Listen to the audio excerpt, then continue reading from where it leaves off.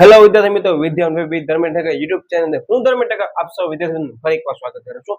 વિદ્યાર્થી મિત્રો, આજે આપણે ટોપિક એવું લીધું છે કે જેની અંદર લક્ષણો કવર કરાવેલી છે, ફાયદા ત્યાં જ કવર થઈ જશે. રીઝન ઇઝ ધેટ લક્ષણોમાંથી જ ફાયદા બનશે અને બીજી વસ્તુ મર્યાદા પણ હું અહીંયા જ કરાવી દેવાનો છું. એટલે સંપૂર્ણ વિડીયોમાં તમારું ધ્યાન માત્ર અહીંયા હોવું જોઈએ. ક્રમમાં ચેન્જીસ છે, આપણે કોઈ પણ અનધર સાહિત્ય લેવાની જરૂર નથી. તમારો માત્ર ધ્યાન અહીંયા હશે તો બધા જ અગત્યના કીવર્ડ્સ છે હું અહીંયા જ કરાવી દઈશ. તમને અત્યારે કોઈ સાહિત્ય ઉપડવાની જરૂર રહેતી નથી. ઓકે, સૌથી પહેલા તમને કીધું કે આ પાઠની અંદર બરાબર ઘણા બધા પ્રકારના ધંધાકીય એકમોના પ્રકાર છે. જસ્ટ ફોર એક્ઝામ્પલ કે વૈયક્તિક માલિકી, પછી હિન્દુ અવિભક્ત કુટુંબ દ્વારા ચલાવવામાં આવતો ધંધો એટલે કે હિન્દુ અનડિવાઇડેડ ફેમિલી બિઝનેસ. ત્રીજો આવે છે ભાગીદારી એટલે કે પાર્ટનરશિપ, જેના ઘણા બધા પ્રકારો છે. તો આ ત્રણમાંથી આજે આપણે વિદ્યાર્થી મિત્રો એવો ટોપિક લીધો છે જેનું નામ છે વૈયક્તિક માલિકી, જેને ઇંગ્લિશમાં સોલ પ્રોપ્રાઇટરશિપ તરીકે પણ ઓળખવામાં આવે છે. એનો મતલબ કે વૈયક્તિક માલિકી જે છે ધંધાકીય એકમોનો સૌથી જૂનો જે છે પ્રાચીન પ્રકાર છે અને સરળ પ્રકાર છે. આ પ્રશ્ન પૂછાય તો શું આવશે જવાબમાં? યાદ રાખજો, વૈયક્તિક માલિકી અથવા એકાંકી. બે માંથી જે પણ તમને ઓપ્શનમાં આપ્યું હોય તેને તમને ટિક કરવાનું રહેશે. બે માંથી એક જ આપ્યું છે. ઓકે, હવે શરૂઆતમાં થોડુંક આપણે અર્થની ચર્ચા કરી લઈએ કે જે આપ્યું છે લુઈસ હેનરીએ આપ્યું છે. વર્ડ યાદ રાખજો, કોણે આપ્યું છે? સંચાલન શાસ્ત્રી લુઈસ હેનરીએ આપ્યું છે. હવે લુઈસ હેનરીના મતે એકાંકી વેપાર એ એવી વેપારી વ્યવસ્થાનું સ્વરૂપ છે કે જેની અંદર એક જે મુખ્ય વ્યક્તિ છે ને એ ટોચ સ્થાન ઉપર બિરાજે છે, બીજો એ જવાબદારો છે અને ત્રીજો યાદ રાખજો કે જે સમગ્ર ધંધાકીય એકમની જે છે એ નિષ્ફળતાનું જોખમ વહોરે છે, મતલબ પોતાના ઉપર લે છે, કારણ કે વ્યક્તિ એકલો વૈયક્તિક માલિકી તરીકે ઓળખવામાં આવે છે. આ હતો અર્થ. મોસ્ટ ટાઈમ માં ટિક કરી નાખજો બરાબર. અલગથી તમે મેન્શન કરી નાખજો, મેં બોર્ડ ઉપર લખ્યું નથી બરાબર. હવે તમારું ધ્યાન અહીંયા આવવું જોઈએ. અત્યારે તમને આવી ચોપડીની જરૂર રહેતી નથી. સૌથી પહેલા આની અંદર આપણે લેવાના છીએ લક્ષણો. તમે જોઈ શકો છો કેટલા છે, તો કે 1 થી 7 પ્લસમાં 8મા નંબર લક્ષણ અહીંયા છુપાયેલો છે. હવે લક્ષણની પણ હું ટ્રિક્સ આપવાનો છું. પહેલા આપણે સંપૂર્ણ સમજૂતી લઈ લઈએ, પછી પરીક્ષાની અંદર કેવી રીતે યાદ રાખવાનું છે એ પણ હું તમને કહેવાનો છું. જે સંપૂર્ણ એક લાઈન તમે કરી ગયા તો તમારી સમજી લો કે વ્યાખ્યાની જેમ જ શું છે, તમને એમ જ લાગશે બધા મુદ્દા યાદ રહી જશે. એનો મતલબ કે વ્યાખ્યાની સ્વરૂપે હું તમને મુદ્દા યાદ રખાવાનો છું. અલગ છે પણ વ્યાખ્યા નથી, હું અત્યારે મેન્શન કરી દઉં છું બરાબર. હવે એક એક મુદ્દો આપણે સમજીએ છીએ અને બીજી વસ્તુ તમને કીધું અને પ્રેક્ટિકલી લેવાનું છે વિદ્યાર્થી મિત્રો, કે આપણે એમ સમજી લો કે પોતાના બિઝનેસના પોતે જ ઓનર છે એવું માની ને આપણે સમગ્ર પ્રશ્ન કરવાનું છે અને તમારો 70% પ્રશ્ન અહીંયા જ થઈ જશે બરાબર. અને બીજી વસ્તુ આની અંદર મેં મેઇન કીવર્ડ્સ લીધા છે કે જે ખાસ સમજ ક્લિયર. આ હતી વ્યાખ્યા, જે શું કહેવા માંગે છે કે સમગ્ર ધંધાકીય એકમની અંદર જે પણ એકમને ફાયદો થાય છે એટલે કે સફળતા થાય છે, તેમજ એકમને નિષ્ફળતા તેની અંદર જવાબદાર વ્યક્તિ કોણ છે? એ એકલો માલિક પોતે હોય છે. જેને સમજવો છે તો સ્ટાર્ટિંગમાં પ્રેક્ટિકલી આપણને વિચારવાનું છે કે આપણે એબીસી બિઝનેસના માલિક થવાના છે, અથવા આપણે એબીસી બિઝનેસના માલિક હશું, અથવા કોઈ પણ એક બિઝનેસમેનનો એક્ઝામ્પલ લઈ લો જે વૈયક્તિક માલિકીનો હોય, પોતે જ ધંધાનું સંચાલન એકલો કરતો હોય. તો સૌથી પહેલા શું વિચાર આવશે સાહેબ? અમને પ્રવર્તક તરીકે વિચાર આવશે. પ્રવર્તક એટલે શું? પ્રમોટર્સ કે ફાઉન્ડર, કે જે કંપનીના શું કરે છે તો કે પાયા રોપે છે બિઝનેસ શરૂ કરવાના. તો એ શું કરશે? થોડોક વિચાર કરશે કે ભાઈ આપણને બિઝનેસ શરૂ કરવાનો છે. તો બીજા દિવસે શું થશે? બિઝનેસ સરળતાથી શરૂ થઈ જશે. રીઝન ઇઝ કે આની અંદર ભાગીદારી પેઢીનું સ્વરૂપ નથી. ભાગીદારી આપણે પાછળ સમજવાના છીએ, પણ ભાગીદારી પેઢીનું સ્વરૂપ હોય, બિઝનેસનો પ્રકાર હોય વિદ્યાર્થી મિત્રો, તો આપણે ભાગીદારી કરારનામાને ધ્યાનમાં લઈ આપણે શું કરવું પડે? એની સ્થાપના કરવી પડે. એનો મતલબ કે આની જે આંટીઘૂંટી જે સ્થાપનાની વિધિ છે કેવી છે સાહેબ? સાવ સરળ છે. તો સ્થાપના તો થઈ ગઈ, પછી શું થશે સાહેબ? હા, નામાનો અમને યાદ આવે કે ધંધાનો માલિક શું લઈ આવશે ધંધામાં? સાહેબ મૂડી લઈ આવશે, એટલે મૂડી પણ સરળતાથી મળી જશે. અને એમ સમજી લો કે તમને બિઝનેસમેન તરીકે વધારાની મૂડીની જરૂર પડશે તો તમે ઓછીની મૂડી લઈ શકશો બરાબર. આ વસ્તુ બધાને ખ્યાલ છે, આગળ આપણે ભણી ગયા છીએ અથવા આપણે ફરીથી જોઈ લેશું, આ મુદ્દાની અંદર આવે છે. ઓકે, હવે આ બધી વસ્તુ થઈ, એમાંથી ફાયદો શું થયો? તો ધંધાનો માલિક સ્વતંત્ર રીતે પોતે નિર્ણયો લઈ શકે છે. તો સારી બાબત કહેવાય, ખરાબ બાબત કહેવાય? સાહેબ સારી બાબત કહેવાય. મતલબ કે જે માલિક છે પોતે જ શું છે ધંધાનું સંચાલન કરતું હશે બરાબર અને ચલાવતું હશે, જેના કારણે થશે શું તો કે માલિકની જવાબદારી વધશે. કઈ રીતે વધશે? તો અહીંયા યાદ રાખજો વિદ્યાર્થી મિત્રો, જવાબદારી આવે છે મૂડીના સંદર્ભમાં અને મિલકતના સંદર્ભમાં. કે પેઢીએ કોઈ પણ એમ સમજી લો જગ્યાએથી નાણાં ઉછીના લીધા હશે તો એ દેવું એને પરત ચૂકવવું પડશે. કોણ ચૂકવશે? સાહેબ ધંધો એટલે કે ધંધાનો માલિક જ ચૂકવશે. પણ આ સમયગાળા દરમિયાન વિદ્યાર્થીની જે જવાબદારી છે ને એ અમર્યાદિત છે, આપણે સમજવાના છીએ. એનો મતલબ તમારો પ્રશ્ન અહીં જ થઈ ગયો. જરાય આ મુદ્દાને ગોખતા નહીં. ભવિષ્યમાં મે બી એવું બની શકે કે તમે આ સ્થાન ઉપર હોઈ શકો છો. આપણે પેલા સમજી લઈએ. ઓકે, હવે લાક્ષણિકતાઓ ચોપડી પ્રમાણે આપણે કરીએ છીએ. જેમાં શું કે છે યાદ રાખજો, લક્ષણો જે છે આની અંદર મેં સ્ટાર્ટિંગમાં કીધું વૈયક્તિક માલિકી જે છે, અર્થ, લાક્ષણિકતાઓ, ફાયદા અથવા મર્યાદા આ પૂછાઈ શકે છે. અત્યારે સ્ક્રીનશોટ લેતા નહીં, પહેલા તમને સમજાવી દઉં, મેઇન કીવર્ડ્સ જ્યાં જરૂર લાગશે હું મેન્શન ખાસ કરાવી દઉં જેથી તમે સરળતાથી લખી શકો. ઓકે, હવે અહીંયા ધ્યાન આપજો. શું કહે છે તો કે પ્રાચીન અને સરળ સ્વરૂપ છે. આ શું કામ આવશે સાહેબ? આ એક માર્ક અંદર કામ આવશે આપણને, બરાબર. ઓકે, પછી લક્ષણોમાં સૌથી પહેલા શું કહે છે સાહેબ? સ્થાપના જેની સરળ છે. કઈ રીતે? તો અંદર કે જોઈ લો કે કાયદેસરનો વેપાર કોઈ પણ વ્યક્તિ ગમે તે સ્થળે ગમે તે સમયે શરૂ કરી શકે છે, બરાબર. એટલે કોઈ પણ કંપનીની જેમ અથવા તો કોઈ પણ ભાગીદારી પેઢીના સ્વરૂપની જેમ કાયદાકીય આંટાઘૂંટી એની અંદર પડવાની જરૂર પડતી રહેતી નથી. આ ચોપડીની જ સમજ છે, પણ મેઇન કીવર્ડ્સમાં અત્યારે આનામાં મેં લખી નથી, પણ મેં તમને અત્યારે સમજાવી દીધી. ક્લિયર થઈ ગયો મુદ્દો? Okay, yes. સેકન્ડ નંબરનો મુદ્દો શું છે સર? તમે જ કીધું મૂડી. તો શું કહે છે? પોતે જ મૂડી રોકે છે, જરૂર જણાય તો શું કરે છે? ઉછીના નાણાં લે છે. તે પરત પણ કોણ કરશે સાહેબ? માલિક જ કરશે. કારણ કે સંચાલન કરનાર કોણ હશે સાહેબ? એકલો વ્યક્તિ હશે. એટલે તો આપણે એકાંકી પેઢીને કહીએ છીએ. તો વિદ્યાર્થી મિત્રો આની અંદર યાદ રાખજો કે પેઢી એમ સમજો જનરલી આની અંદર જે માલિક એકલો વ્યક્તિ હશે પોતે નાણાં રોકશે. એને જરૂર પડશે શું કરશે તો કે ઉછીના નાણાં લેશે. હવે ઉછીના નાણાં એટલે શું તો કે ઉધાર નાણાં લેશે ને પછી શું કરશે ને પરત પણ પોતે જ કરશે, બરાબર. મતલબ પેલા બે મુદ્દા આવ્યા જેમાં શું આવ્યો? સરળ સ્થાપના અને બીજો મૂડી. હવે તમને કહી દઉં આ બે મુદ્દા છે ને વિદ્યાર્થી મિત્રો તમને જો ક્યાં દેખાય છે? સરળ સ્થાપના અને ઓછી મૂડી. ખબર પડી ગઈ ને હું શું કહેવા માંગુ છું? આ બે મુદ્દા તમે કરવાનો મતલબ શું કરો ખબર છે? તમે લક્ષણે કરી લીધા અને ફાયદા પણ કરી લીધા ને એનામાં સાવ ઈઝી રીતે લોકોએ સમજાવેલું છે. એટલે આપણે લક્ષણ અને ફાયદા ભેગા કરતા આવશું. ક્લિયર? મર્યાદા હું તમને અલગ સમજાવવાનો છું, પણ માત્ર તમારું ધ્યાન અહીંયા હોવું જોઈએ. આપણને પેલા સમજવાનું છે. છેલ્લે હું તમને ટાઈમ આપીશ ત્યાં તમે આરામથી સ્ક્રીનશોટ લઈ તમે નોટ ડાઉન કરી શકો છો. અત્યારે કાંઈ જ નોટ ડાઉન કરવાની જરૂર રહેતી નથી. માત્ર તમે એક વ્યાખ્યા જે છે ને એ જ નોટ ડાઉન કરી રાખજો, બરાબર. ઓકે, યસ સાહેબ. હવે શું કે છે અંદર ત્રીજો મુદ્દો કે વ્યવસ્થા શક્તિ શું છે? એની અંદર એમ જ કે છે કે ધંધાનો માલિક પોતે જ શું કરશે? ધંધાની સ્થાપના કરશે, પોતે જ શું કરશે? સંચાલન કરશે, પોતે જ શું કરશે સાહેબ? ખરીદી કરશે અને પોતે જ શું કરશે તો કે સંચાલન કરશે. નો મતલબ કે વ્યવસ્થા શક્તિની અંદર વ્યક્તિ કોણ હશે? પોતે જ હશે. એટલે આને મેં સાવ શોર્ટમાં લીધું છે. ખરીદી પોતે જ કરશે, વેચાણ પણ પોતે જ કરશે, સંચાલન પણ પોતે જ કરશે, હિસાબી કામકાજ હશે એ પણ વ્યક્તિ પોતે જ કરવાનું. અને જરૂર પડશે તો વિદ્યાર્થી મિત્રો એ કુટુંબના સભ્યોની પણ મદદ લઈ શકે અથવા તો પગારદાર વ્યક્તિની શું કરી શકશે? મદદ કરી શકશે. ઇટ મીન્સ કે આની અંદર પગારદાર વ્યક્તિ હશે. આ યાદ રાખજો, બરાબર. ઓકે, યસ સાહેબ, અમને સમજાઈ ગયું. એટલે આ સાવ ઈઝી પોઈન્ટ છે. Okay, clear. વાત શું કહે છે? કાર્યમાં સ્વતંત્રતા અને ઝડપી નિર્ણય. શું કહેવા માંગે છે? મેં તમને જે સ્ટાર્ટિંગમાં ન કીધું એ જ કે સપોઝ મારો જ બિઝનેસ છે તો હું ગમે તે કરી શકીશ. જે પણ કાર્ય કરવાનો છે એ હું કાયદાને ધ્યાનમાં લઈ સ્વતંત્રતા રીતે પોતે નિર્ણય લઈને કરી શકીશ. મેં વર્ડ રિપીટ કર્યો. શું કીધું? કાયદાને ધ્યાનમાં લઈ કાયદાકીય પ્રવૃત્તિ કરવાની છે આની અંદર. ક્લિયર? ધંધાની અંદર આ વસ્તુ ખાસ ધ્યાનમાં રાખજો. એટલે શું કે છે આની અંદર કે પોતે જ સ્વતંત્રતાથી શું કરી શકશે? નિર્ણયો લઈ અને કાર્ય ઝડપથી પાર પાડી શકશે. એને કોઈને પૂછવા જવાની જરૂર રહેતી નથી, કારણ કે ધંધાનો માલિક પોતે જ છે ને એને ધ્યાનમાં લઈને પછીનો પણ પોઈન્ટ આવે છે. વિદ્યાર્થી મિત્રો આ જ વસ્તુ ફાયદામાં છે. મેં લખી નથી, મેન્શન કરી નાખું. હવે તમને પરીક્ષામાં સરળતાથી યાદ આવી જશે. શું આવશે 8મા નંબરનો ફાયદો? તો કે ઝડપી નિર્ણયો લઈ શકે છે, બરાબર. આ યાદ રાખજો. ક્યાંથી આવે છે સાહેબ? લાક્ષણિકતામાંથી આવે છે. એનો મતલબ મેં કીવર્ડ છે કરાવે ને પ્લસ માઇનસ સમજૂતી પણ મેં લીધી છે, પણ બોર્ડ ઉપર લખી નથી, કારણ કે આપણને સમજવાનું છે. અને તમને એમ લાગે તો ફરીથી લખતી વખતે એકવાર શું કરી નાખશું? વિડીયો ઝડપથી જોઈ લેજો, જેથી કરી તમારે 2 વાર રિવિઝન થઈ શકે. ક્લિયર? Okay, yes. એના પછી મુદ્દા નંબર શું આવે છે? યાદ રાખજો, 4 આવે છે. હવે તમને ક્લિયર થયું ને સાહેબે શું કામ આની ક્રમ ચેન્જ કર્યા છે?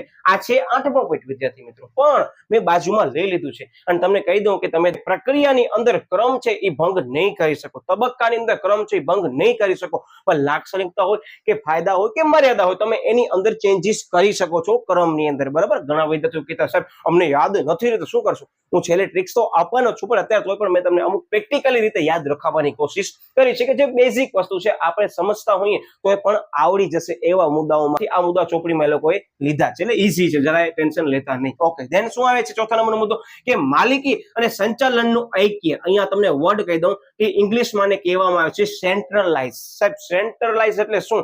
તો કે કેન્દ્રીયકરણ. હવે સાહેબ આ કેન્દ્રીયકરણ એટલે શું? ધોરણ 12 માં આવવાનું છે વાણિજ્ય અને સંચાલનમાં. પણ હું તમને સાવ સરળ ભાષામાં કહું તો આની અંદર ધંધાની અંદર જે પણ સત્તા હશે એ મુખ્ય વ્યક્તિ પાસે કેન્દ્રિત હશે. એનો મતલબ કે હું ધંધાનો માલિક છું તો તમામ સત્તા મારા પાસે હશે. એનો મતલબ કે નિર્ણય પણ હું લઈશ, સંચાલન પણ શું કરીશ તો પોતે એકલો કરીશ. એટલે બંનેની અંદર કેવી હશે? એક વાક્યતા જળવાશે. આગળ આપણે સમજીએ શું કે છે આની અંદર. યસ, તો કે છે કે માલિક તે જ સંચાલક, તેથી શું થાય છે તો કે એક્યતા જળવાય છે. એનો મતલબ કેન્દ્રીયકરણ આની અંદર જોવા મળે છે. સાવ સરળ ભાષામાં મેં તમને સમજાવવાનો પ્રયત્ન કર્યો છે. ચોપડીની અંદર થોડુંક જે છે વર્ડ ને એ લોકોએ એક્સપ્લેનેશન નથી કરી, પણ એને કેન્દ્રીયકરણ કહેવામાં આવે છે કે માલિકે પોતે જ હશે ને સંચાલક પણ પોતે જ હશે. ઇટ મીન્સ કે ઓનર પણ પોતે અને એડમિનિસ્ટ્રેશન કરવાનો વ્યક્તિ પણ એ પોતે જ હશે. ક્લિયર? આ ઇંગ્લિશમાં મેં તમને સમજાવ્યું છે, જેથી ઈઝી રહે. Okay, yes. પછી શું છે, 5 નંબરનો મુદ્દો આવે છે કે જવાબદારી છે ને એ વધારે હશે. હવે અહીંયા જવાબદારીનો એરો મેં ભલે વધારે કર્યું છે, પણ તમે માત્ર જવાબદારી જ લખશો. શું કહેવા માંગે છે મેં તમને કીધું તો યાદ છે કે ધંધાના માલિક તરીકે સાહેબ મૂડીની જરૂર પડશે. મૂડી મારા પાસે જેટલી હશે મેં ધંધામાં રોકી દીધી, સાંભળજો. છતાં પણ મને મૂડીની જરૂર પડશે. શું કરવી પડશે સાહેબ? તમે ઉછીની મૂડી લેશો. હવે ઉછીની મૂડી એટલે શું? આપણને ભવિષ્યમાં શું કરવાના છે? એ દેવા પરત કરવાના છે. તો દેવા પરત કરતી વખતે ધંધાના માલિકને શું કરવાની હોય છે? એ જવાબદારી જે છે એ નિભાવી અને પરત કરવાના હોય છે દેવા તમામ. જો ધંધાનો માલિક, વિદ્યાર્થી મિત્રો, એ દેવું ચૂકતે કરી શકતો નથી તો યાદ રાખજો કે ધંધાની અંગત મિલકતો વેચીને, માલિકની અંગત મિલકતો વેચીને પણ ધંધા શું કરી શકે છે? તો કે પોતાની જવાબદારી ચૂકવવી પડે છે અને લોકો વસૂલ પણ કરી શકે છે. ઇટ મીન્સ કે કોઈ પણ ધંધો છે એ નાદારીની પરિસ્થિતિમાં આવે છે, થાય શું ખબર છે? તમામ ધંધાકીય મિલકતો તો વેચવામાં આવે જ છે. એના ઉપરાંત ધંધાના માલિક જે છે એની જેટલી પણ અંગત મિલકતો રહેલી હશે એ પણ વેચવામાં આવશે અને દેવું શું કરવામાં આવશે? ચૂકતે કરવામાં આવશે, જેને જવાબદારી કહેવામાં આવે છે. ઇટ મીન્સ કે એકાંકી પેઢીની અંદર અથવા વ્યક્તિગત માલિકીની અંદર માલિકની જવાબદારી કેવી છે? અમર્યાદિત છે. ઇટ મીન્સ કે અનલિમિટેડ છે. બીજા વ્યક્તિઓ પાસે નાના ઓછીના લીધા હું ચૂકવી શકું એ સિચ્યુએશનમાં નથી. તો શું કરવામાં આવશે ખબર છે? મારા ધંધાની બધી મિલકતો વેચશે, પછી મારી પર્સનલ એટલે કે અંગત મિલકતો વેચીને પણ દેવું મને શું કરવું પડશે? સાહેબ ચૂકતે કરવું પડશે. હવે હું તમને સમજાવું છું, તમને ક્લિયર થઈ ગયું હશે, કારણ કે આ પ્રશ્ન 1 માર્ક અંદર આવી શકે છે. જવાબદારી વાળો પોઈન્ટ આઉટ કરી નાખજો અને સ્ટાર કરીને કે 1 માર્ક ની અંદર અલગ અલગ પ્રકારોમાંથી જવાબદારી જે છે એ કેવા પ્રકારની છે પ્રશ્ન પૂછાઈ શકે છે. ક્લિયર? ઓકે, એટલે 1 માર્ક નો પ્રશ્ન આપણે અહીંયા જ કરવાના છે. યસ. તો હવે આપણે વિસ્તૃત સમજૂતી લઈ લઈએ. શું કહે છે કે દેવું ચૂકવવાની જવાબદારી અમર્યાદિત અંગત મિલકતોમાંથી પણ દેવું ચૂકતે આપણને કરવું પડે છે. ક્લિયર? આ વસ્તુ મેઇન કીવર્ડ્સમાં મેં તમને અહીંયા સમજાવી દીધી. 5 મુદ્દા આપણા થયા અહીંયા ક્લિયર. 7મો મુદ્દો શું આવે છે? રહસ્યોની જાળવણી. બધાને ખ્યાલ છે વિદ્યાર્થી મિત્રો, આપણે એક્ઝામ્પલથી સમજીએ કે એબીસી નામનો એમ સમજી લો ધંધો મારો પોતાનો એકલાનો છે. એની અંદર જેટલા પણ રહસ્યો છે એની ખ્યાલ કોને છે? સાહેબ તમે માલિક છો ને, તમને જ ખ્યાલ હશે, અમને ખ્યાલ હશે નહીં. એનો મતલબ કે આ પર શું થયો? પ્લસ પોઈન્ટ છે. બરાબર? એટલે શું કે છે અંદર જોવું કે છે કે રહસ્યોની જાળવણી થાય છે. વેપારી જ પોતાના ધંધાનો માલિક હોવાથી બરાબર ધંધાના દરેક જે ગુપ્ત રહસ્યો છે એ પોતે જાળવી શકશે. હવે એનો મતલબ કે પરીક્ષામાં એમ પૂછાય છે કે કયો એવો ધંધાકીય પેઢીનો પ્રકાર છે કે જેની અંદર જે છે રહસ્ય જાળવી શકાય છે? જવાબમાં શું આવશે? તો કે વ્યક્તિગત માલિકી અથવા કૌંસમાં શું ધ્યાનમાં રાખવાનું છે? એકાંકી પેઢી. બરાબર? ઓકે, એટલે આ મુદ્દો સાવ ઈઝી છે. યસ. અને હવે 7મો મુદ્દો છે. એનો મતલબ કે 6મો મુદ્દો શું છે સાહેબ? ફાયદો છે આપણા માટે કે ધંધાના રહસ્યોને શું કરી શકીએ સાહેબ? આપણે જાળવણી કરી શકીએ છીએ. ક્લિયર થયો? ઓકે.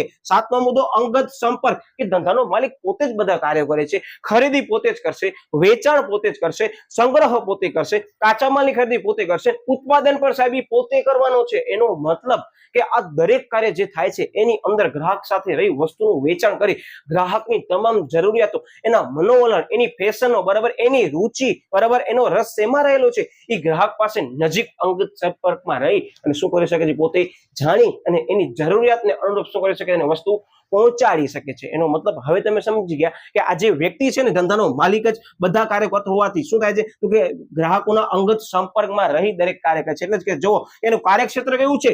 મર્યાદિત હોવાથી ગ્રાહકો સાથે સતત સંપર્કમાં રહી વધુ સંતોષ આપી શકે છે અને જે પણ જરૂરિયાતો જોઈએ છે એ જરૂરિયાતો એના પાસેથી પૂછી અને શું કરશે? એને પૂરી પાડવાનો પ્રયત્ન કરશે. કારણ કે વચ્ચે અહીંયા બીજો કોઈ પક્ષકાર હશે નહીં, કારણ કે એકલો પોતે જ બધો કાર્ય કરતું હશે. ક્લિયર? ઓકે, એટલે હવે તમે જોઈ શકો છો કે આની અંદર 4 આપણે જે છે ફાયદા ઓલરેડી થઈ ગયા. જોઈ લો. સૌથી પહેલો સરળ સ્થાપના. ઓકે. ઓછી મૂડી. ઓકે. રહસ્યની જાળવણી. હવે તમને કહી દઉં કે થોડુંક આની બાજુમાં પાઠ્યપુસ્તક રાખી અને તમે આની અંદર મેઇન કીવર્ડ્સ છે અત્યારે મેં તમને સમજાવ્યા છે ને વિદ્યાર્થી મિત્રો, એઝ ઇટ ઇઝ છે, પણ થોડાક મેઇન કીવર્ડ્સ એડ કરી નાખજો. ક્લિયર? એટલે તમને આ મુદ્દો અત્યારે જ થઈ જાય. એનો મતલબ કે તમને કોઈ પૂછે ને કે એકાંકી પેઢી એટલે કે વ્યક્તિગત માલિકીના લાક્ષણિકતાનો ફાયદા સમજાવો તો સાવ ઈઝી બની ગયું. મેઇન મુદ્દા બધાની અંદર આવી ગયા ઓલરેડી, જે લાક્ષણિકતામાં છે અને ફાયદામાં છે. એનો મતલબ તમને કહી દઉં કે વિદ્યાર્થી મિત્રો ખાસ ધ્યાન રાખજો કે આ ચેપ્ટરમાંથી નક્કી જ છે કે 3 પ્રકારમાંથી એક પ્રકાર આવશે જ. હવે 3 માર્ક્સમાં આવી શકે છે અને 5 માર્ક્સની અંદર પણ આવી શકે છે. અને જે પ્રથમ કસોટીને ધ્યાનમાં લઈ આ વિડીયો જોવે છે એને હું કહી દઉં કે આ 3 પ્રશ્નોમાંથી એક પ્રશ્ન આવશે જ.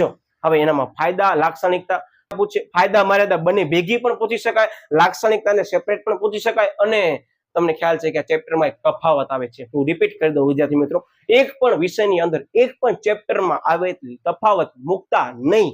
સમજી ગયા ને? હવે તમારા સામે જે મેં રજૂઆત કરી છે ને એ લખીને રાખી દેજો. તફાવત ખાસ કરવાની ગમે તે વિષય હોય. ક્લિયર? ઓકે. યસ, હવે આની અંદર આવે છે યસ 6 નંબરનો મુદ્દો. હું તમને ફાયદા જ સમજાવું છું, બરાબર. લાક્ષણિકતાઓ હવે આપણી સંપૂર્ણ થઈ ગઈ છે. ફાયદાની અંદર પણ આ બે ફાયદા નવા છે, આપણે સમજી લઈએ. શું કે છે કે કરવેરા જે છે એનો ઓછો બોજ હોય છે અને બીજો આવે છે ઓછા કાનૂની નિયંત્રણ. હવે કરવેરાનો ઓછો બોજ કઈ રીતે? તો અંદર એવું જ કહેવા માંગે છે કે આ જે બીજા કાર્યક્ષેત્રો રહેલા છે ને એના કરતા જે ધંધો છે ને એનું કાર્યક્ષેત્ર કેવું છે સાહેબ? આપણે હમણાં જ સમજે કાર્યક્ષેત્રનું મર્યાદિત છે. એનો મતલબ કે એકમને નફો કેવું થશે સાહેબ? બીજા કાર્યક્ષેત્રોની સરખામણીમાં કંપની સ્વરૂપ કરતા, ઔદ્યોગિક સ્વરૂપ કરતા નફો કેવું થશે? ખૂબ ઓછા પ્રમાણમાં થશે અને ધંધાનો માલિક જ બધા કાર્યો કરતું હશે. એનો મતલબ શું કે છે અંદર? યસ, તો કે ધંધાનું કદ નાનું હોય છે, આવક ઓછી થશે, એટલે કરવેરાનો બોજ કેવો છે? ઓછો છે. ક્લિયર થઈ ગઈ વસ્તુ? ઓકે, યસ સાહેબ. અને પાછું શું કહે છે કે ઓછા કાનૂની નિયંત્રણ. મેં તમને શરૂઆતમાં જ કીધું કે ધંધાની સ્થાપના વિધિ કેવી છે સાહેબ? સરળ છે. એનો મતલબ કે બીજા ધંધાકી એકમને ધ્યાનમાં લેતા આનામાં કોઈ પણ પ્રકારની આપણે શું કરવી પડે છે? તો કે કાનૂન નિયંત્રણ જે છે એ ઓછા લાગુ પડે છે. મતલબ કે જો ભાગીદારી પેટી હોય વિદ્યાર્થી મિત્રો, તો આપણે શું કરવું પડે? ભાગીદારી કરાર કરવું પડે. પણ આની અંદર એવું કાંઈ જ વસ્તુ કરવાની જરૂર રહેતી નથી. માત્ર રજીસ્ટ્રેશન કરવાનું રહે છે. એની વિસ્તૃત સમજૂતી આપણે પછીના બધા ચેપ્ટરોમાં લેવાના છે. પણ યાદ રાખજો, અને કાનૂની નિયંત્રણ કેવા લાગુ પડે છે સાહેબ? ખૂબ ઓછા કાનૂની નિયંત્રણ લાગુ પડે છે. એટલે જ કે છે કે અન્ય સ્વરૂપની સરખામણી કરતા કાનૂની નિયંત્રણ કેવા હોય છે? ઓછા હોય છે. એટલે મારા વિડીયોની તમે કોઈ પણ પર્ટિક્યુલર ટોપિકમાં એરો ડાઉન જો છો, મતલબ ઓછું, અને ક્યારેક પણ એરો તમે અપ જોવો છો, ઇટ મીન્સ વધારે. આ વસ્તુ હવે હું કહેવાનું નથી, તમે બધા સ્માર્ટ છો એટલે સરળતાથી યાદ પણ રહી જશે. એટલે શું કહે છે? યસ, તો કે કદ છે મર્યાદિત છે. એનો મતલબ કે કાનૂન નિયંત્રણ પણ કેવા લાગુ પડે છે? ઓછા લાગુ પડે છે. હું રિપીટ કરી દઉં, કાનૂન નિયંત્રણ લાગુ પડતા નથી એવો વર્ડ ક્યાંય ઉલ્લેખ કરવામાં આવ્યો નથી, પણ કેવા લાગુ પડે છે? ઓછા લાગુ પડે છે. આવી રીતે આપણે પરીક્ષામાં યાદ રાખવાનું છે. ઇટ મીન્સ તમે નોટ ડાઉન કર્યું. આપણા આ એક જ વિડીયોની તમારી સંપૂર્ણ પ્રશ્ન થઈ ગયો. વ્યક્તિગત માલિકીનો અર્થ, વ્યક્તિગત માલિકીની બીજા શેના તરીકે ઓળખવામાં આવે છે? લુઈસ હેનરીએ કઈ વ્યાખ્યા આપી છે? લાક્ષણિકતાઓ શું રહેલી છે? ફાયદા હા સાહેબ લાક્ષણિકતાઓના જ છે. અને મર્યાદા પર તમે જોઈ શકતા હશો બધી આની અંદર હવે આપણે લેવાના છીએ. એટલે હવે મર્યાદામાં આવે છે. મર્યાદા સાવ ઈઝી છે. તમને કહી દઉં, તમને લાક્ષણિકતા અને ફાયદા યાદ રહી ગયા તો મર્યાદા જે છે ને એ પણ અમુક લાક્ષણિકતાઓમાંથી છે. જેમાં સૌથી પહેલા કે છે મર્યાદા. જોઈ લો કે મૂડી કેવી છે? મર્યાદિત છે. કારણ કે ધંધાનું કદ છે કેવું છે સાહેબ? કદ જે છે એ વિસ્તૃત છે, બરાબર. જેમાં ખરીદ, વેચાણ, સંગ્રહ બધું કરવું પડે છે. તો સાહેબ આની અંદર જે છે ને મૂડી ધંધાનો એકલો માલિક એક વ્યક્તિ જે છે ને એ ઓછી મેળવી શકશે. ક્લિયર થાય છે શું કહું છું? અત્યારે ઔદ્યોગિક એકમ હોય, કંપની સ્વરૂપ હોય, તો સરળતાથી શેર બહાર પાડીને શું કરી શકશે? એ મૂડી એકઠી કરી શકશે. પણ વ્યક્તિગત માલિકી વાળો શરૂઆતની અંદર આ બધી પ્રોસેસ કરી અને વધારે પ્રમાણમાં મૂડી લઈ શકશે નહીં. એને શું કરવું પડશે? તો કે આ તો ઓછીની મૂડી લેવી પડશે, તો પોતાની મૂડી રોકાણ કરવું પડશે. કારણ કે આની અંદર શું કરવામાં આવે છે? ખરીદી કરવામાં આવે છે, વેચાણ પણ કરવામાં આવે છે અને સંગ્રહ પણ કરવામાં આવે છે. આ ખ વેચાણ જે છે ને એનામાં ખ એટલે ખરીદ, વે એટલે વેચાણ અને સન એટલે સંગ્રહ. ક્લિયર? એટલે મેં સાવ શોર્ટમાં લીધું છે. ઓકે, અમર્યાદિત જવાબદારી. આ સાહેબ હમણાં જ આપણે મુદ્દો સમજાય. સાહેબ જવાબદારી જે છે કેવી છે? અમર્યાદિત છે. એનો મતલબ હું અત્યારે લાલ પેન થી તમને ટીક માર્ક કરીને દેખાડું કે આ શું છે સાહેબ? આની મર્યાદા છે. એટલે આ માઇનસ પોઈન્ટ એટલે મર્યાદા છે અને લાક્ષણિકતા પણ છે. એનો મતલબ કે આ નિશાની કરી રાખજો, તમને ઈઝી લાગશે. ઓકે, પછી શું કહે છે અંદર? યસ સાહેબ, તો કઈ રીતે જે છે આ મર્યાદિત જવાબદારી કે છે કે અંગત મિલકત વેચીને પણ દેવું શું કરવું પડશે? ધંધાના માલિકને ચૂકવવું પડે છે. યાદ આવી ગયું ને એક્ઝામ્પલ? Okay, yes. હવે શું આવે છે? અમર્યાદિત જવાબદારી પછી આવે છે ટૂંકું આયુષ્ય. હવે બધાને ખ્યાલ છે કે ધંધાનો માલિક જે છે એને કાંઈ પણ થશે તો કંપની સ્વરૂપમાં નક્કી કરેલું છે કે કંપનીના માલિકને કાંઈ પણ થાય ને તો કંપની અસ્તિત્વ છે ને એસ જીટીસ રહે છે. આપણે એસપી માં સમજ્યા હતા. પણ ધંધાની અંદર એવું છે વિદ્યાર્થી મિત્રો કે ધંધાના માલિકને કાંઈ પણ થશે વિદ્યાર્થીઓ તો થશે શું ખબર છે? જો એનો વારસદાર મતલબ એનો જે નોમિની છે એ બરાબર રીતે બિઝનેસ નહીં ચલાવી શકે, ધંધો ચલાવી શકે એવી ક્ષમતા એનામાં નહીં હોય અથવા એ સગીર હશે તો થશે શું? તો કે વિદ્યાર્થી મિત્ર એનો ધંધાનો આયુષ્ય છે ને ત્યાં જ પૂર્ણ થઈ જશે. કારણ કે ધંધાનો માલિક તો હવે હયાત નથી. હયાત નથી મતલબ કાં તો અવસાન પામશે, કાં માનસિક રીતે અસ્થિર થશે, મતલબ અસ્થિર મગજનો થઈ જશે માનસિક રીતે. એવા ઘણા બધા કારણો થશે જેના કારણે ધંધાનું આયુષ્ય કેવું છે? ખૂબ જ ટૂંકું છે. આ એક માઇનસ પોઈન્ટ છે. ક્લિયર? આવી રીતે આપણે યાદ રાખવાનું છે. ઓકે, એટલે કે છે કે માલિક મૃત્યુ થાય, નાદાર જાહેર થાય કે વારસદાર જે છે એ સંભાળી ન શકે, એટલો સક્ષમ ન હોય ત્યારે ધંધાનું જે છે આયુષ્ય કેવું હશે? તો કે ટૂંકું હશે. એનો મતલબ આ પણ મેં કીવર્ડ મેં લીધા છે, સંપૂર્ણ મુદ્દો લીધો નથી પણ મેં તમને અત્યારે સમજાવી દીધો છે. Okay, yes. પછી શું કહે છે કે મર્યાદિત કાર્ય, કારણ કે ધંધાનો માલિક એકલો જ કાર્ય કરવાનો છે. જેમાં વિદ્યાર્થી મિત્રો માલિક ગમે તેટલો બુદ્ધિશાળી હોય પણ અમુક એક લિમિટ આવી જાય છે કે જ્યારે એના પાસે કેટલીક વસ્તુઓનું જ્ઞાન જે છે આધુનિક સમયગાળા પ્રમાણે મે બી ઓછું હોઈ શકે છે, તો આ એક પ્રકારની મર્યાદા છે, આ ધ્યાન રાખજો બરાબર. જે ઓલરેડી ચોપડીના સમજ અનુસાર મેં તમને અહીંયા સમજાવ્યું છે, આની અંદર તમે મેન્શન કરવું હોય તો કરી શકો છો બરાબર. એ બુદ્ધિશાળી વ્યક્તિ, હું શોર્ટમાં લખું છું, તમે ફૂલ ફોર્મમાં લખશો. બુદ્ધિશાળી વ્યક્તિ શું કહે છે? જેના પાસે આધુનિક જ્ઞાન કેવું હશે? મે બી ઓછું હશે. એટલે જગ્યાના અભાવના કારણે મેં શોર્ટમાં લખ્યું છે, તમે વિસ્તૃતમાં લખી નાખશો. ક્લિયર? ઓકે. પછી નિર્ણયમાં ભૂલ થવાની સંભાવના, કારણ કે વ્યક્તિ એકલો નિર્ણય લેશે, એવું બની શકે કે વ્યક્તિ પોતે જ નિર્ણય લે છે. હવે ખૂબ જ ઝડપના કારણે અથવા ઓછા જ્ઞાનના કારણે ક્યારેક વિદ્યાર્થી ઝડપી લીધેલો નિર્ણય એક ક્ષતિપૂર્ણ પણ સાબિત થઈ શકે ધંધા માટે, કારણ કે આપણા એકમ ઘણા બધા એક્સપર્ટ બેઠા હોય અને ડિસિઝનની અંદર આપણે એ લોકોને સાથે રાખી અને આપણે એકલા ક્યારેક ડિસિઝન લઈએ તો મે બી શું થઈ શકે? તો સાહેબ એ બિઝનેસ માટે રિસ્કફુલ થઈ શકે છે. તો આને બાબતે ધ્યાનમાં લેતા આ પણ વિદ્યાર્થી મિત્રો મર્યાદા છે, જેમાં નિર્ણયોમાં ભૂલ લેવાની સંભાવના હોઈ શકે છે, એટલે કે શક્યતા હોઈ શકે છે. લાસ્ટ બટ નોટ લીસ્ટ શું કહે છે કે મોટા પાયા પરના વેપારનો લાભ આની અંદર અભાવ જોવા મળે છે. આની અંદર વિદ્યાર્થી મિત્રો જે પાર્ટિક્યુલર મુદ્દો સમજાવ્યો છે ને એ ઓલરેડી મર્યાદામાં રહેલો છે અને ફાયદામાં પણ રહેલો છે. તો કે શું કહે છે કે જ્યારે પણ વ્યક્તિગત માલિકી એકલો જ્યારે પણ બિઝનેસ કરતો હશે ને ત્યારે એના પાસે અમુક લિમિટેશન હશે. મૂડીની અંદર સૌથી પહેલો મુદ્દો છે કેવી હશે? મર્યાદિત હશે. હવે મૂડી મર્યાદિત હોય તો એમ સમજી લો કે ધંધાના માલિક પાસે એમ સમજી લો નાણાં કેવા હશે? મૂડી કેવી હશે? સાહેબ ઓછી હશે. એટલે ખરીદ વેચાણ પણ કેવું કરી શકશે? સાહેબ મર્યાદિત ક્ષેત્રમાં જ કરી શકશે અને વધારે પ્રમાણમાં જોખમ લેશે નહીં. શું કામ? એને ખ્યાલ છે કે જો હું પાર્ટિક્યુલર વ્યક્તિ પાસે ઓછી નાણાં લઈશ તો મારી જવાબદારી કેવી બની જશે? સાહેબ અમર્યાદિત બની જશે. મતલબ કે આ જે એકમ છે ને મોટા પાયા પરના વેપારના લાભ જે છે એ મેળવી શકતો નથી. એ પણ એની સમસ્યા છે. એટલે વિદ્યાર્થી મિત્રો આની અંદર કીવર્ડ્સમાં તમને કહી દઉં કે મર્યાદિત મૂડી છે ને એ જ તમે મેન્શન કરી નાખશો બરાબર. અને બીજી વસ્તુ જવાબદારી કેવી છે તો એ મેન્શન કરી નાખજો કે જવાબદારી અમર્યાદિત છે. હવે અહીંયા મેં બધી વસ્તુ શોર્ટમાં લખી છે અને જ્યારે પણ તમે સ્ક્રીનશોટ પાડો છો ત્યારે વિદ્યાર્થી મિત્રો એકવાર વિડીયો તમને જોવાનું રહેશે. એટલે પરીક્ષા વખતે ફરીથી આ વિડીયો જોઈને આપણે પરીક્ષા દેવા જવાના છીએ. રીઝન ઇઝ ધેટ કે આ પ્રશ્નોમાંથી અત્યારે જે 3 મુદ્દા આપણે લીધા છે ને એમાંથી એક મુદ્દો આવશે જ. તો શું કહું ખબર પડે છે ને? હવે 1 માર્કમાં આવે છે કે 2 માર્કમાં આવે છે કે 5 માર્ક્સમાં આવે છે? 5 માર્ક્સમાં આવ્યો ને વિદ્યાર્થી મિત્રો સાવ ઈઝી બનશે. એટલે ખાસ ધ્યાનપૂર્વક આપણે હવે કરવાનું શું છે તો કે આપણે વિડીયો તો જોઈ લીધો એટલે શું કરવાનું? આ સાહેબ વિડીયોને અમે લાઈક કરી દેશું. પછી હજી પણ કદાચ ચેનલને સબસ્ક્રાઇબ નથી કરી એવું હોઈ શકે છે, કારણ કે તમે મે બી જે આ લિંક છે એ ફરતા મળી હશે. તો બીજું કાર્ય શું કરવાનું? સાહેબ ચેનલને સબસ્ક્રાઇબ કરી દીધી છે. ઓકે. હવે બાજુમાં જો બેલ આઇકન દેખાતો હશે એના પર ખાસ પ્રેસ કરી દો. એક્ઝામને ધ્યાનમાં લેવું તમારા માટે વળી પાછી નવી સરપ્રાઈઝ લઈને આવવાનું છું, એટલે ખાસ ચેનલ સાથે જોડાઈ દેજો. તેમજ આપણે જે સોશિયલ મીડિયાના માધ્યમો છે ને વિદ્યાર્થી મિત્રો એની લિંક મેં શું કરી છે તો કે આ વિડીયોના ડિસ્ક્રિપ્શનમાં પણ આપી દીધી છે. તેમજ આપણી ચેનલની અંદર પ્લેલિસ્ટ પછી તમને જોવા મળશે કમ્યુનિટી, એમાં પણ આપણે મૂકી દીધી છે. ઇવન આપણા ચેનલના બાયોની અંદર પણ લિંક મૂકી દીધી છે. એટલે ખાસ વિદ્યાર્થી મિત્રો એમાં જોડાઈ જજો. અને હું અત્યારે સાઈડમાં આવી જાઉં છું, તમને એવું લાગે તો સ્ક્રીનશોટ લઈ શકો છો, પણ મેં તમને પહેલા જ કીધું સ્ક્રીનશોટ લીધા પછી આપણને શું કરવાનું છે તો કે મોઢે લખવાની ટ્રાય કરવાની છે અને સાથે આપણે પુસ્તકને રાખશું એટલે જેથી આપણને જે મુદ્દો નથી આવડતો એ વધારે આઈડિયા આવી જશે. બાકી વિડીયોને તમે બીજી વખત જોશો તો સરળતાથી પરીક્ષામાં તમે લખી શકશો. એની આતુરતાથી રાહ જોઈ રહ્યા હતા સાહેબ અમને ટ્રિક્સ આપો કે એક લાઈનની અંદર કઈ રીતે લાગશે ને તો બધી યાદ રહી જશે.